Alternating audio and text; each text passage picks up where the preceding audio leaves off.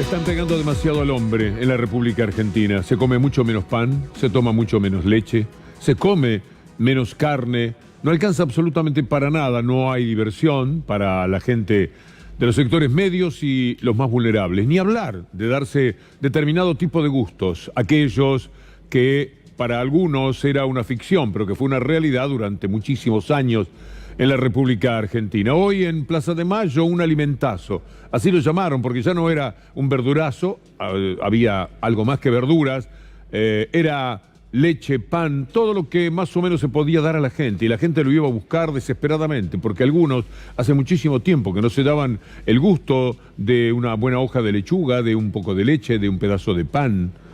Es muy triste que este sea el síntoma más importante de una sociedad en la que los números son elocuentes. Porque no es que decimos se toma menos leche y porque esto se nos ocurre, porque alguien nos dijo, ¿sabés que ahora estoy tomando menos leche? No. Está probado en las estadísticas reales que hay un 13% menos de leche que se vende. Y de pan se cayó de 90 a 75 kilos. Si bien sabemos que los que comen 90 son muchos más que comen 100, 120 kilos. Y los que comen 75 están para abajo, comen 60, 50, 40, 30 y a veces nada. Esta es la realidad. Por eso el alimentazo de hoy. Nuestra colega Marcela Ojeda hizo un relevamiento. Verán ustedes lo que puso. 2019, 2016, 3 años después, en la rural precios y valores. Y entonces hace un cálculo que no sé si podrá captarse de la mejor manera en cuanto a cuáles eran los precios del 2015 y los precios ahora. Pero el salto es sencillamente atroz. No lo vamos a poder ver así, o por lo menos yo no lo puedo identificar, pero es un dato. Ahí están algunas de las situaciones que se han planteado. La hamburguesa, 45 pesos, ahora estaba a 120, por ejemplo. Es decir, se ha caído enormemente en cuanto a la posibilidad de comprarse ciertos alimentos, considerando lo que han aumentado. Pero miren ustedes lo que pasa con el pan. Vamos a dar el dato pertinente para que se entienda por qué estaban dando pan también hoy en la Plaza de Mayo de la República Argentina. El consumo de pan cayó de 90 kilos a 75. Insisto, este es un promedio. Están los que comen mucho más de 90 kilos, las familias que pueden adquirir mucho más, y están los que no llegan no a 75, sino, como les decía antes, a 50 o a 40. Mire lo que pasa con el pan, en la voz del presidente de los panaderos rosarinos, Gerardo Di Cosco. El gas industrial, la tarifa industrial que nosotros tenemos, en junio del 2015 a junio del 2019, tenemos registrado un 4.200% de aumento en la tarifa. Más los impuestos que se pagan, que en proporción aumentan la misma cantidad. Hace ya 1 año y medio que venimos realmente a los tumbos. El consumo cada día es un pasito más hacia abajo, con un 35% de ventas que han caído y que no se han podido recuperar nunca. Cada vez viene más gente a pedir a los negocios. Hoy se ha duplicado la cantidad de personas que vienen a pedir, aunque sea un pedazo de pan. Pero la asfixia no es solamente de los precios. Hubo inflación durante todos estos últimos años en la República Argentina, pero había un salario que lo superaba siempre. Nunca perdió, durante más de 10 años, el salario frente a la inflación. Creo que hay un año en el que se registró un empate. Entonces la realidad es que la inflación calculada por sí sola, estimada como el dato económico más fuerte, era un error. Por supuesto que la inflación de más del 20, del 15% no es para nada lo ideal, pero el salario siempre lo superó. Los trabajadores discutían con los patrones cara a cara en paritarias que les daban siempre la posibilidad de superar lo que era la inflación. Ahora no, ahora todo es ajuste, todo es achicarse. Achicaron a la gente. Lo del déficit primario, que estaba en 2 puntos, 1,8, dijo Alberto Fernández, creo que está entre 1,8 y 2 puntos, era el déficit, pero que lo provocaba la gente, atender a la gente. Ahora el déficit es 0. Muy bien, le sacaron a la gente aquello que se le daba para que hubiera un déficit de 1,8. ¿A dónde fue a parar ese dinero? A la deuda. Es terrible, es una vergüenza, es una tristeza. El concepto económico que ellos han elaborado. Póngale que hay en juego 400.000 millones de pesos. Se lo quitaron a la gente y se lo dieron a los bancos, a los bonos y a todo ese mundo financiero que no sirve absolutamente para nada. para el crecimiento del país, si ni inversiones tienen? Y además asfixian a la gente en la Argentina de todas las formas, porque no solamente el costo de la vida, está también el tema de lo que se gana o de lo que ya no se gana. Suspensiones, despidos. Cada vez que un obrero es suspendido, es aquel que está esperando un aumento de 50% para equilibrar lo que la inflación le dicta, y en cambio le dicen que va a ganar un 25% menos. O sea, queda a un 75% de lo que verdaderamente necesita. Eso cuando hablamos de suspensiones. También tenemos que hablar de cientos de miles de despidos. Mire lo de Techin. Yo no puedo concebir esto. El grupo Techin aplica suspensiones rotativas durante 6 meses. Los más grandes también ajustan, dice página 12. ¿Usted se acuerda de Macri y Roca haciendo una inauguración? ¿Dónde es esto? ¿Se puede alumbrar la memoria de cada uno de ustedes para tener una respuesta? Esto es en los Estados Unidos. Es una cosa insólita. Allí estaban Roca y Macri ofreciéndole trabajo a los norteamericanos. Ahí no hay suspensiones.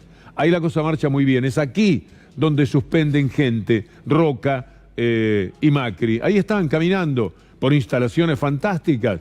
Un negocio muy bueno. Otra vez trabajo para los de afuera y no para los de adentro. Aquí suspensiones, como nos cuenta José Villa, un delegado de 35 años de trabajo en la empresa.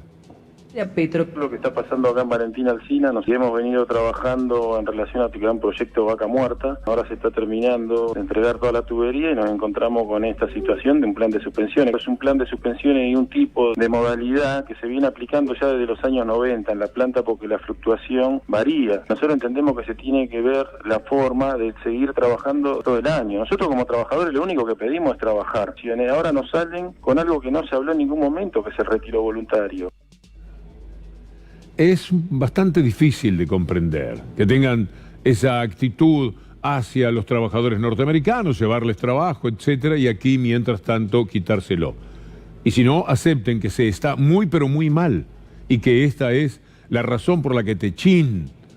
¿Cuántos churrascos va a comer el señor Roca de aquí al final de sus días? ¿Cuánto más se necesita? ¿Cuántos miles de millones de dólares tienen afuera? ¿Cuántos? Cada vez les es más fácil incluso ir a cumplir con los obreros. Porque antes $1 millón les daba 9, 10 millones de pesos. Ahora les da 45 millones de pesos. Mire cuánto hay en la franja con la que pueden cubrir. Pero claro, el empresario nunca quiere tocar su dinero. Siempre quiere que la empresa sea la que lo genere. Y si la empresa está perdiendo por un tiempito o empatando, pues entonces el que tiene que perder es el obrero. Y el trabajador nunca. Por eso es que, bueno, mire este tuit de Jorge Duarte, un colega que muy inteligentemente dijo: en los 136 días hábiles de 2019 se presentaron 68 empresas a pedir procedimientos preventivos de crisis al Ministerio de Producción y Trabajo. Es decir, cada 48 horas una empresa pide preventivo, a partir de lo cual siempre lo que puede esperarse es lo peor. Cifras que se replican en Córdoba y Santa Fe, un claro reflejo, dice Jorge Duarte, del desastre económico. Y peor va a ser todavía con la reforma laboral. ¿Cómo puede ser que Roca y todos los empresarios estén pensando en flexibilizar todavía más? Nunca se les va a ocurrir acercar otra vez a modo de inversión en ellos mismos algo de lo mucho que han ganado. Si se tienen 1.000 millones afuera, en este momento son 45.000 millones de pesos y muchos de ellos los tienen. Entonces, ¿por qué no pensar un poco mejor en la circunstancia de todos esos trabajadores que, plusvalía mediante, podría decirse, les dieron tanta ganancia en los años y años que han trabajado para ellos? No, ahora lo que pretenden es llegar a una reforma laboral, asfixiar, tomar del cuello al trabajador, tenerlo a su merced. Maldita sea, puede ser que haya un trabajador que diga: bueno, yo voy a aceptar ganar menos para que haya trabajo para otro. ¿Y dónde está la dignidad del trabajador? Pero además, ¿no le alcanza con la persecución que significa que lo pueden echar en cualquier momento? ¿Qué tranquilidad, qué serenidad, qué sentido de la dignidad puede tener un trabajador amenazado por la espada de Damocles, ahí sostenida por un hilito, que le cae encima apenas le caiga él mal a un jefe, discuta algo que no puede discutir. Quieren obligarlo al trabajador a mirar el piso, a no poder mirar cara a cara a su jefe, a los dueños de las empresas. Trabaje, vaya y venga. 10 horas acá, 2 de viaje para allá, 2 de viaje para acá. No es vida, no es vida, y pueden hacerlo mejor, porque pueden mantener buena parte del caudal enorme de las fortunas que han hecho con esos trabajadores y con las ventajas que le dio el país. Al país no le deben nada, no le van a devolver nada, nunca. Siempre se lo tienen que devolver del bolsillo del trabajador. ¿Cómo se animan? Que se anime Macri, tan insustancial, tan frívolo, a hablar de reforma laboral, porque él es un empresario, vaya y pase, pero que todos en su conjunto y la UIA tengan ese desprecio por la clase trabajadora es inadmisible. Cuando se vota también. Reforma laboral, sí o no. Esto lo tiene que saber el trabajador. Y no puede ser que haya uno solo que esté en condiciones de decir, no, estoy con la derecha, porque... ¿Y cuál es el porqué? Además, no lo pude inventar. Las elecciones van a definir el rumbo de la reforma laboral que viene, señala el cronista. Es decir, las elecciones, el cronista, que no es Pravda, está diciéndonos que el gobierno tiene una idea de reforma laboral que es flexibilización total. Y piense lo siguiente, si este gobierno consigue presentarse a las elecciones con alguna chance, como indudablemente la debe tener, es terrible, porque no ha pagado una sola factura de las muchísimas que hay para formularle desde lo que pasa con la Argentina. ¿Saben por qué? Porque tiene un enorme poder. Todo lo que tiene el gobierno de Macri es poder, el poder que hay detrás. ¿Usted se imagina si ganan la elección? El poder devastador, definitivamente devastador, que van a tener sobre el resto de la Argentina. Duele nada más pensarlo. Confirmaron que se triplicó la mortalidad por no poder acceder a medicamentos. El neoliberalismo mata.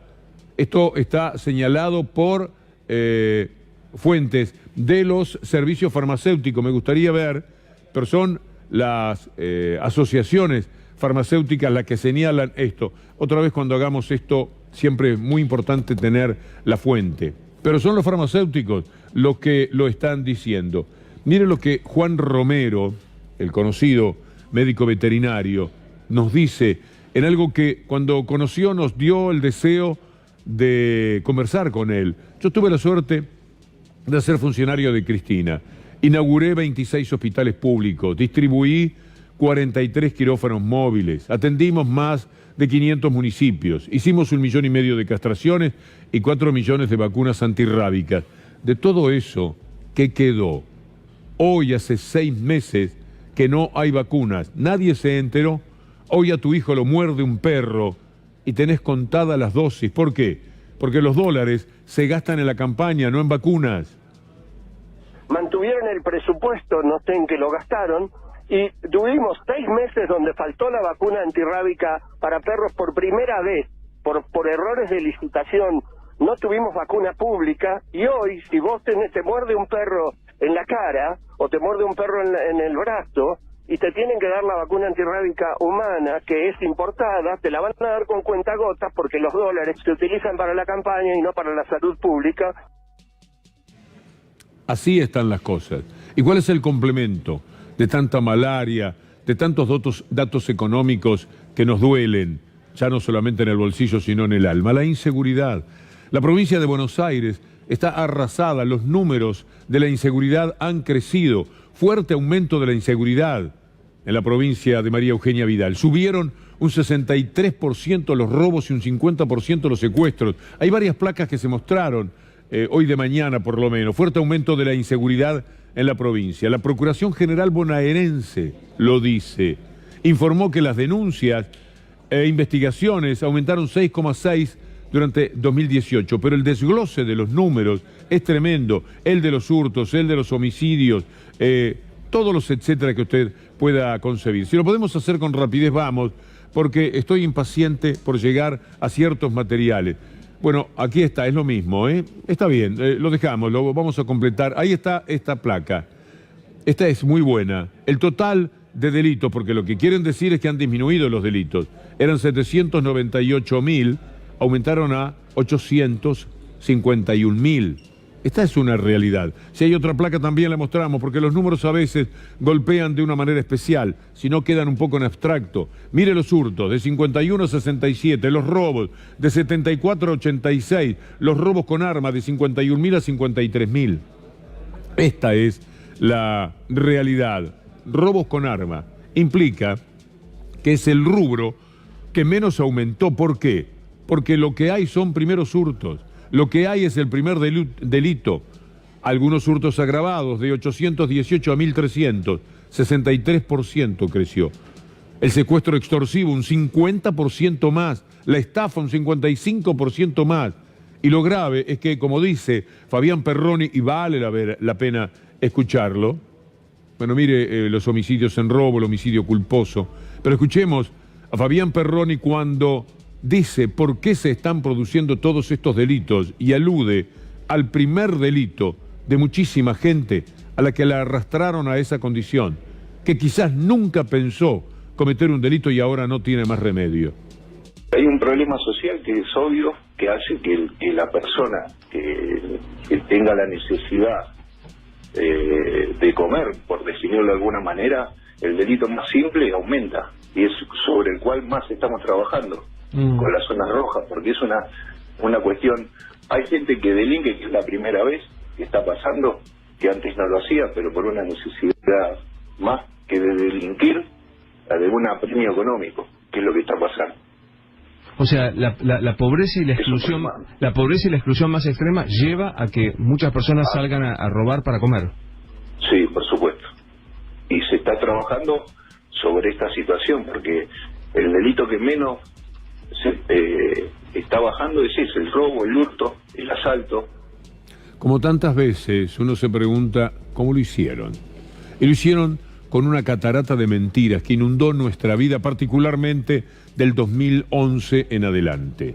Pero cada año era peor, como los delitos en la provincia de Buenos Aires fueron aumentando, las coberturas periodísticas más mentirosas, delirantes y mafiosas que se hayan podido hacer en un país. Y así tergiversaron la democracia. Macri empezó a ser presidente el día que Nisman se suicidó, y todavía están con esa mentira. El otro día, en el acto del 18 de julio, el presidente de la DAIA se permitía decir que Nisman lo mataron, aludiendo a un presunto crimen político, cuando no hay un solo indicio, un solo elemento que permita pensar que no fue un suicidio. Escúchelo, porque después, si no vio ADN anoche, tenemos algo de asombro para presentarle. Hoy también recordamos a Alberto Nisman. Su tarea como fiscal al frente de la causa AMIA le costó su vida. Ante la confusión que se quiso sembrar inmediatamente después de su muerte, es importante que toda la ciudadanía tenga en claro qué fue lo que determinaron las investigaciones judiciales. Lamentablemente sabemos muy poco, pero sí sabemos que Alberto Nisman fue asesinado. Y fue asesinado por ser fiscal de la causa AMIA. Sabemos muy poco, pero sí sabemos que fue asesinado, que ese es invento de Clarín, Patricia Bullrich y Gendarmería. Usted sabe, Clarín dijo lo que iba a decir Gendarmería un mes antes, algo que está absolutamente probado. Anoche, ADN, cada vez más brillante, hizo un informe en el propio departamento de Nisman. Nosotros, con Adrián Guillot, gran editor, muchas gracias, concentramos un poco para podérselo presentar en la dinámica de esta columna. Preste atención, esto sí es verdad.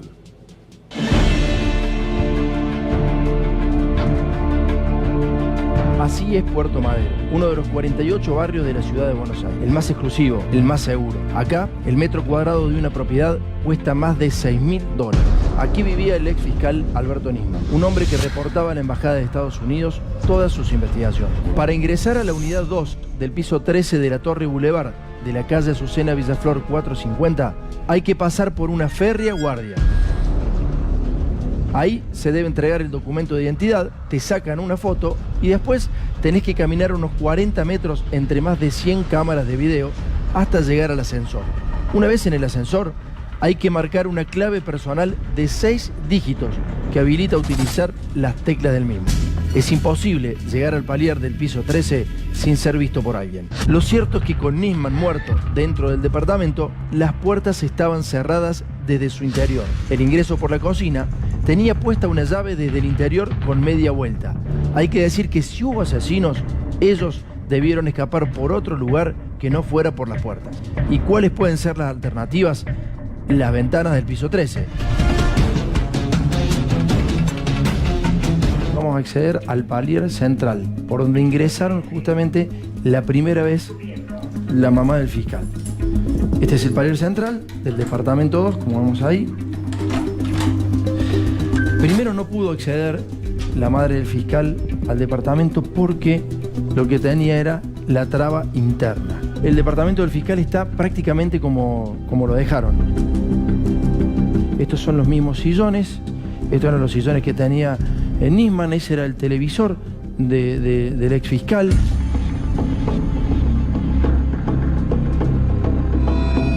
Hemos reproducido exactamente cómo estaba la mesa del fiscal. Las aberturas del edificio para ver si se pudo haber metido a alguien, 2 personas inclusive, y pudieron haber salido por las aberturas. Esta es una. Fíjate que al frente tenemos todo vidriado y podemos ver el comedor del resto de los departamentos. Ahora vamos a revisar las aberturas. Esta abertura se abre concretamente, pero si te fijas, para poder escapar, tenemos los guardias en este momento y siempre están los guardias. Fíjate dónde están. Y lo que vamos a hacer es ir para la cocina. Está la misma pava eléctrica, está la misma plancha.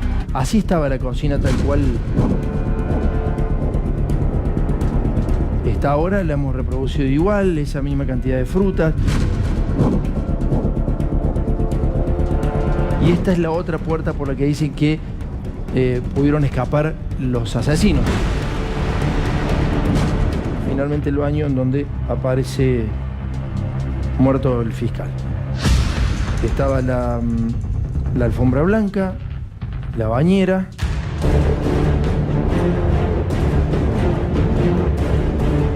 El inodoro y el bidet donde supuestamente también quedaron rastros de sangre. El fiscal se encontraba mirándose al espejo, según la pericia, antes de suicidarse. En definitiva, este es el departamento del fiscal, tal cual estaba en ese momento. Lo mismo aire acondicionado, el mismo sillón, el mismo televisor, las mismas sábanas. Hay mucha seguridad. Es altísimamente improbable que 2 personas hayan podido ingresar sin ser vistas por absolutamente nadie.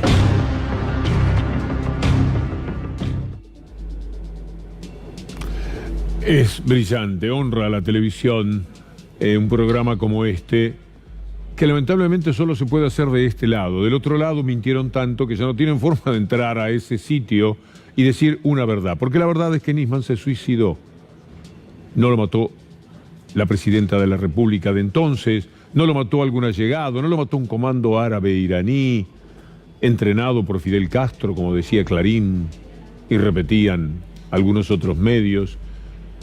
Si son capaces de tomar a un suicida, levantarlo, darle un tiro y dejarlo muerto para que ahora sí sea un crimen, son capaces de cualquier cosa. Y la verdad es que han sido capaces de los esperpentos más trágicos que en materia informativa puedan existir. En la Argentina o en cualquier parte del mundo, esto no tiene parangón. Por eso, esa brillantez del programa es además un documento periodístico muy, pero muy valioso. Lo que pasa es que hay formas de encarar el periodismo. También hay una distinción muy grande entre una manera y la otra. Hay reportajes que se hacen por un sector del periodismo de una forma a quienes están en el gobierno, a quienes son parte de ellos, a quienes son los propios, a quienes integran el establishment, y otra manera de preguntarle a quienes quieren cambiar eso. Morales Solá el otro día se arrastró a sí mismo un papelón por desconocimiento, por posición de antemano negativa hacia Alberto Fernández y porque se lo podía cotejar con cómo habían sido sus preguntas y su actitud cuando entrevistó a Macri. Lautaro Maili se puso a trabajar con estos elementos y con Adrián Guillot hicieron algo que vale la pena que podamos ver, que es muy importante, porque aquí está todo documentado en cuanto a cómo se hace periodismo hoy día en la Argentina, qué es lo que a usted le entregan cada día. En consecuencia, asista, lo vamos a hacer de corrido. Son 4 minutos que hemos preparado. ¿Cómo se le pregunta a Macri? ¿Cómo se le pregunta a Alberto Fernández? Por el periodista que es una de las insignias, de las 2 o 3 más importantes que tiene el periodismo del lado mañeto de la vida. Presidente, bueno, 2 días después del G20, que ha sido un éxito sin duda, Mi primera pregunta es algo que se pregunta a todo el mundo. Sí. ¿Cómo será la relación suya con Cristina Kirchner si es que gana la elección y llega al gobierno? Tan buena como es hoy. Pero le quería preguntar algo, déjeme preguntarle algo sobre en qué va a ayudar esa reunión a resolver los problemas del país. Es una muy buena pregunta, una muy buena manera de empezar. Es una muy buena pregunta. Bueno, entonces volvamos a la primera pregunta, porque acá lo que no sabemos es quién va a gobernar. Yo voy a ser el presidente. Ah, usted va a ser el presidente. Sí. ¿Cuáles han sido los países que más se han comprometido a invertir? Yo diría que Estados Unidos, que es por lejos el primer inversor. Me llama la atención estas preguntas, pero yo se las voy a contestar. No, a ver, Alberto, acá lo que hay que determinar es la primera pregunta, es si va a gobernar usted o va a gobernar Cristina. Y voy a gobernar yo, Joaquín. ¿Cómo hace para llevarse bien con Estados Unidos y con China? Más aún, con Trump y con Xi Jinping. La verdad que generamos un clima muy bueno. Y yo veo que la Argentina, con Macri o con usted, después del 10 de diciembre, va a tener problemas. Y claro, todos los que va a dejar Macri. Claro. Bueno. Sí, dígalo, porque hay... No, y todo lo que en su momento también... No, todo lo que dejó Macri, no. Dígalo y seamos justos, Joaquín. Seamos justos. Pero es que no me puede hacer decir la mitad de la verdad. Yo arranqué con el choripán. Para mí lo más grande que tenemos es el choripán. Lo llenó de colesterol, ¿eh? No le saqué nada del colesterol, es así. El gobierno acaba de decir que el déficit ha cumplido la meta con el Fondo Monetario. El déficit primario, pero el déficit fiscal no es eso. ¿Usted alguna vez imaginó que iba a estar en el centro de una escena donde estaban los principales líderes del mundo, como uno más entre ellos? ¿Trabajó para eso? ¿Imaginar? No. Imaginé muchas veces ser el sucesor de Freddie Mercury, de ser Palermo, eso sí lo imaginé. Usted me confunde porque la mayoría de los economistas dicen acá en este programa que Cristina dejó un déficit de 7 puntos. Eso no es lo que dice el INDEC de Macri, que además hizo correcciones sobre las cuentas públicas.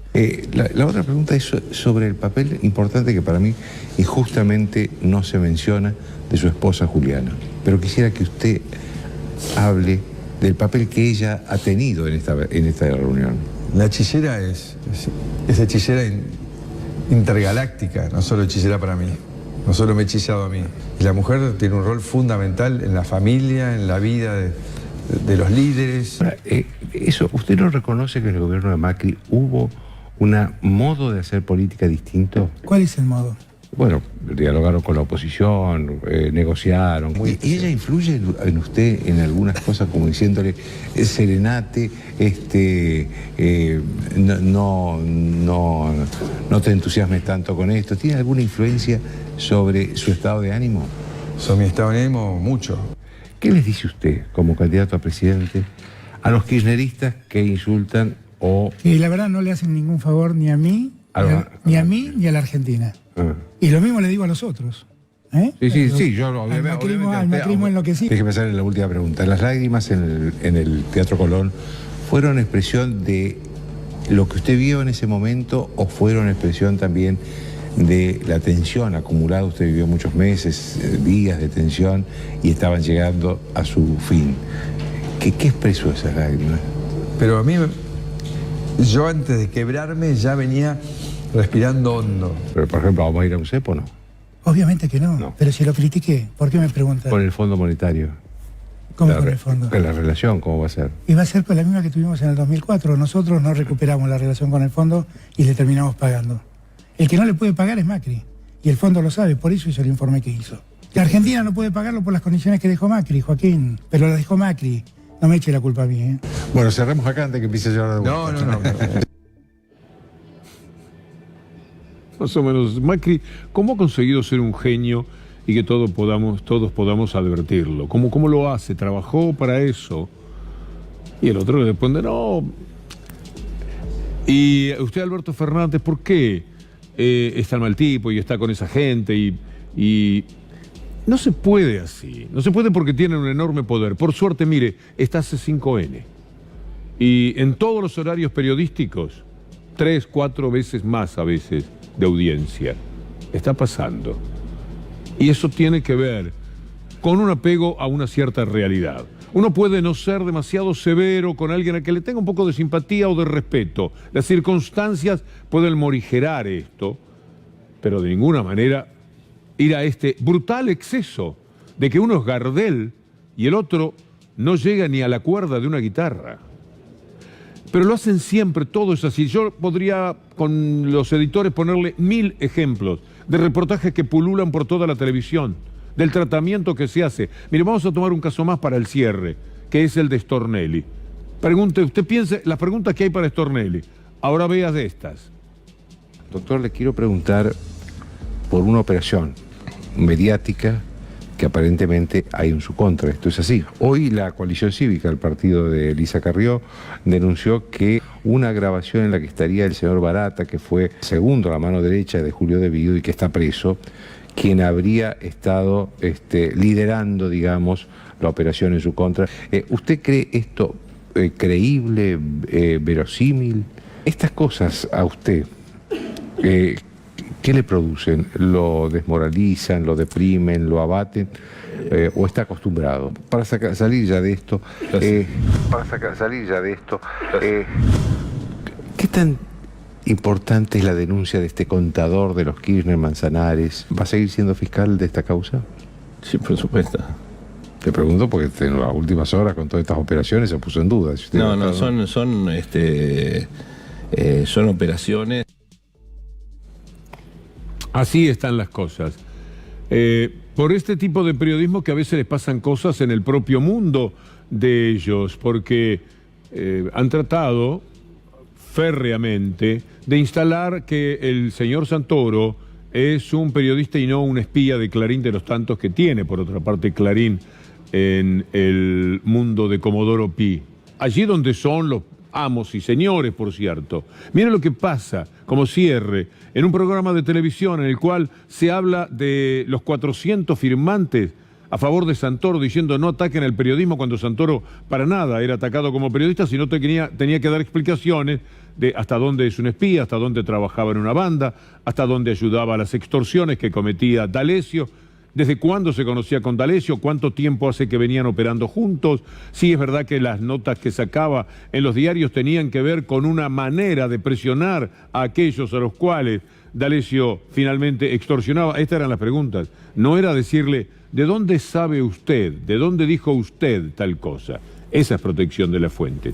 Entonces armaron toda una historia para ir contra el juez Ramos Padilla. Y miren lo que pasó en un programa de televisión ayer, 2 periodistas, uno diciendo cómo han sido las cosas, cómo fue que Clarín, siempre el diablo detrás, es el diablo, actúa sobre las circunstancias para llevar agua para su molino. Jorge, Claro. la nata se sigue considerando una vaca sagrada. No, pero no importa, Perdóname, el problema de él. y Daniel Santoro, Ahí está, porque ahí hay que está. decirlo Mirá, acá, mirá, mirá. Daniel Se Santoro le saca- genera, por parte del grupo Clarín, una solicitada Bueno. de 400 periodistas con el hashtag Santoro es periodismo. Me cago en esos periodistas. Ojo, está muy bien. Me está muy cago bien, en pero- esa... ¿Por qué Santoro es periodismo? ¿Y todo lo demás qué hacemos? Periodismo. ¿Qué somos? Javi, no hay que... Y los que no firmamos esa solicitada, ¿qué somos? ¿No defendemos el periodismo? ¿El único que lo defiende es Santoro, que está acusado de las cosas que ya sabemos que está acusado? Y que se montó una... Y Romina Mangel, que es una de las víctimas de Santoro, también tiene algo para decir al respecto con relación a cómo fue la operación de esa solicitada que uno leía y decía, caramba, cuánta gente, cuántos periodistas, ¿no?, a favor de Santoro. ¿Será así nomás? ¿Cuál es la historia? Respecto a lo que decía Javi, simplemente decir que por supuesto adhiero, yo estoy muy enojada y lo he dicho con muchas de las asociaciones y entidades periodísticas que haciendo terrorismo diciendo van a meter en cana a Santoro, cosa que nunca pasó por la cabeza del juez y nunca estuvo en juego la libertad de Santoro, hubiesen averiguado un poquito mejor antes de salir, los corrieron diciendo firmen. Y con los colegas que dicen, nos apretaron para firmar, ¿entendés? Venían los jefes y nos apretaron, ¿qué periodista sos? Y a ver, ¿qué ovarios tenés después para firmar otra nota si venís y firmás asustado una solicitada? Así las cosas. La columna sigue mañana, Dios mediante. El programa continúa ahora mismo con Luli y está Victoria Tolosa Paz para conversar con nosotros.